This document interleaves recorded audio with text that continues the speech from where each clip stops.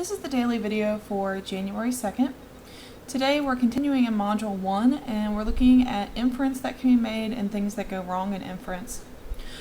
What you're going to look at today are scatter plots, which are a common way to present data, especially when we have what's called paired data. And that's when we have an explanatory variable and we want to look at it compared to the response. And what we're going to focus on is looking at these plots. We're going to be able to say whether or not there is an association between two variables. And hopefully what you're going to take away from today is just because two variables are associated, which is a purely visual thing, does not mean that one causes the other one.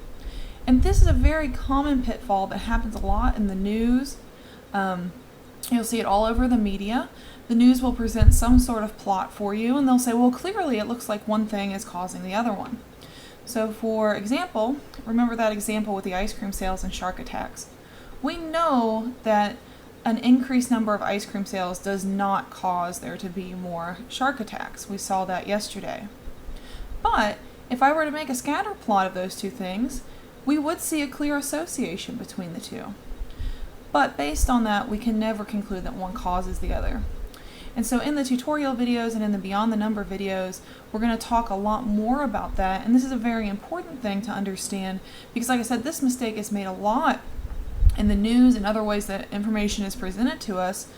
And we don't want to fall prey to that. We want to realize that associations are not causations.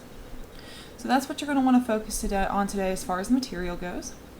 Now also, the assignments today are probably going to take you a little bit longer than the other ones, but remember there is no class tomorrow. Tomorrow is an academic holiday, so we actually have a 3-day weekend, and the work assigned today is not actually going to be due until 6 p.m. next Monday. Now don't wait until Monday to start the work, but you do have a little bit more time than usual to do these assignments, and it should be more than adequate.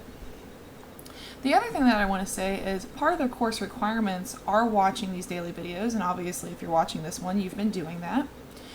But I'm going to put one of the exam questions in this particular video. So next week, next Thursday is going to be exam 1, and on the exam, one of the multiple choice questions is going to ask you what color was referenced in this video. And the answer to that question is going to be green. So write yourself down a little note right now that when you do come across that multiple choice question on the exam, that the answer is green, and just have that next to you whenever you take the exam next week. So if you have any questions, feel free to use the discussion board, and I will talk to you next week.